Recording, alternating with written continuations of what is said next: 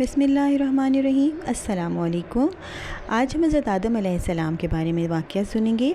حضرت آدم علیہ السلام وہ انسان ہیں کہ جن کی نہ ماں ہیں نہ باپ ہیں، بلکہ اللہ تعالیٰ نے حضرت آدم علیہ السلام کو مٹی سے بنایا۔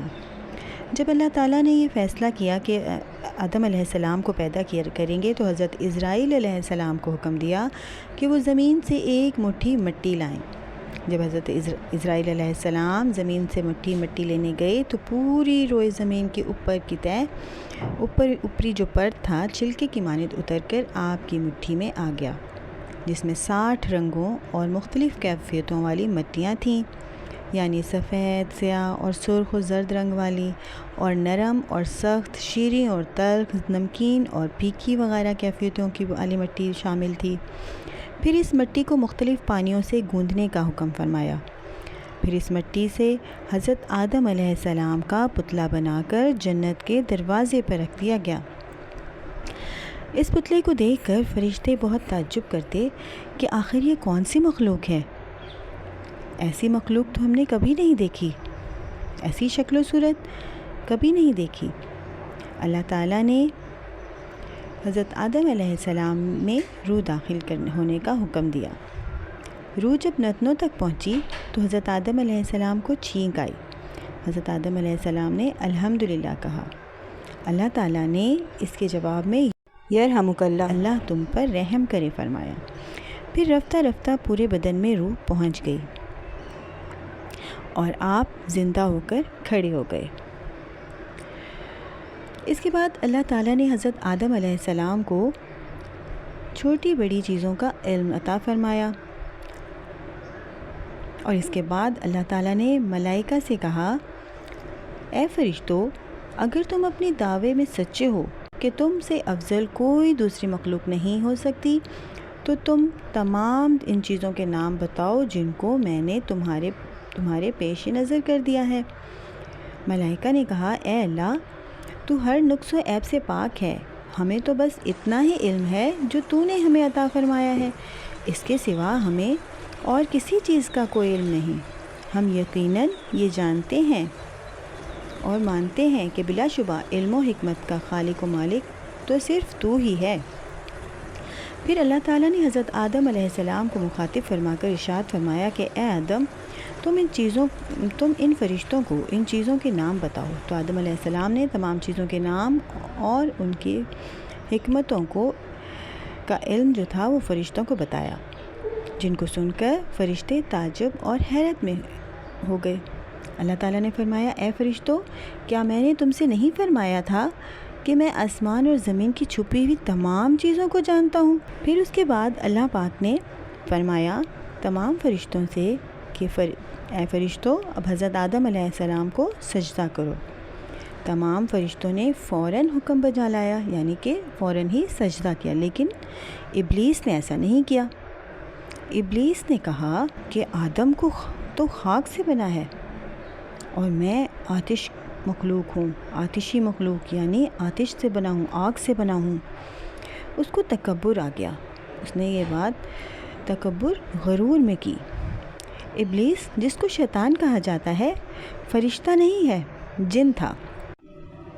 فرشتوں کی یہ خاصیت ہوتی ہے کہ وہ برائی سے پاک ہوتے ہیں اور وہ صرف اللہ تعالیٰ کی عبادت کرتے ہیں، لیکن جن مختلف قسموں کے ہوتے ہیں، کوئی اچھے اور کوئی برے، کوئی نیک، لیکن ابلیس بہت نیک جن تھا جو کہ اللہ تعالیٰ کی عبادت میں مشغول رہتا تھا۔ اس کی اتنی عبادتوں کی وجہ سے ہی اس کو اتنے بلند درجات ملے اور وہ فرشتوں کے ساتھ رہا۔ حضرت کعب بن حبار رضی اللہ تعالیٰ عنہ کا بیان ہے کہ ابلیس 40,000 سال تک جنت کا خزانچی رہا اور 80,000 سال تک ملائکہ کے صف میں رہا، 14,000 سال تک عرش کا طواف کرتا رہا۔ غرض وہ بہت پرہیزگار تھا، لیکن جب اللہ پاک نے آدم کو سجدہ کرنے کا حکم دیا تو ابلیس نے انکار کر دیا۔ وہ تکبر میں آ گیا، غرور میں آ گیا کہ یہ آدم، یہ تو خاک کا پتلا ہے، لیکن میں آگ سے بنا ہوں۔ اللہ پاک سورہ الاعراف آیت نمبر 12 سے 18 میں فرماتے ہیں، فرمایا کس چیز نے تجھے روکا کہ تو نے سجدہ نہ کیا جب میں نے تجھے حکم دیا؟ اس نے کہا میں اس سے بہتر ہوں، تو نے مجھے آگ سے پیدا کیا اور اسے مٹی سے۔ فرمایا تو اتر یہاں سے، تجھے کوئی حق نہیں پہنچتا کہ تو یہاں تکبر کرے، بس نکل جا، بے شک تو ذلیلوں میں سے ہے۔ بولا مجھے مہلت دے اس دن تک کہ لوگ اٹھائے جائیں۔ فرمایا تو مہلت پانے والوں میں سے ہے۔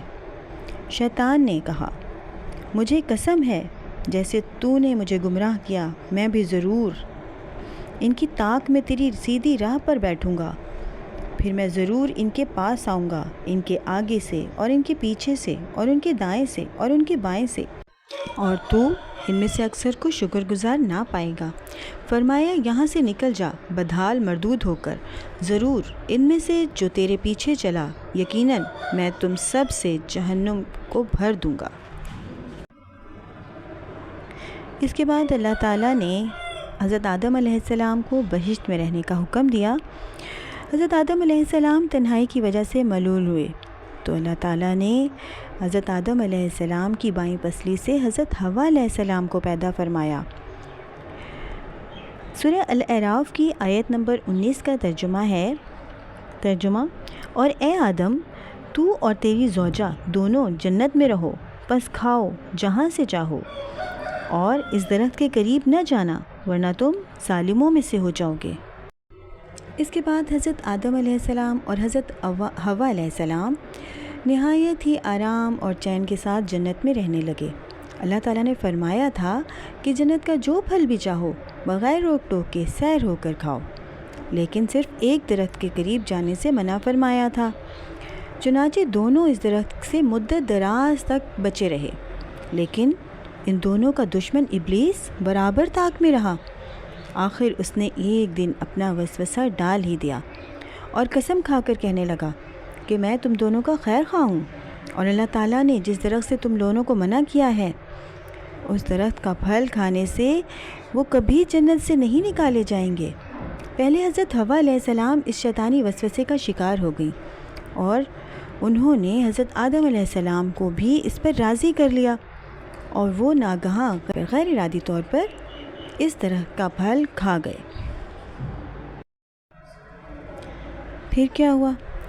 اللہ تعالیٰ نے حضرت آدم علیہ السلام اور حضرت حوا علیہ السلام کو جنت سے زمین پر بھیج دیا، جس پر حضرت آدم علیہ السلام بہت پریشان ہوئے اور وہ بہت زیادہ روئے۔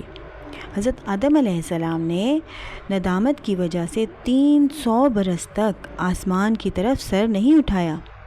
پھر اللہ تعالیٰ نے حضرت آدم علیہ السلام کو یہ دعا سکھائی، ربنا ظلمنا انفسنا وَإِن لَّمْ تَغْفِرْ لَنَا وَتَرْحَمْنَا لَنَكُونَنَّ مِنَ الْخَاسِرِينَ۔ ترجمہ اے ہمارے رب، ہم نے اپنا بڑا نقصان کیا، اور اگر تو ہماری مغفرت نہ کرے اور ہم پر رحم نہ کرے تو واقعی ہم نقصان پانے والوں میں سے ہو جائیں گے۔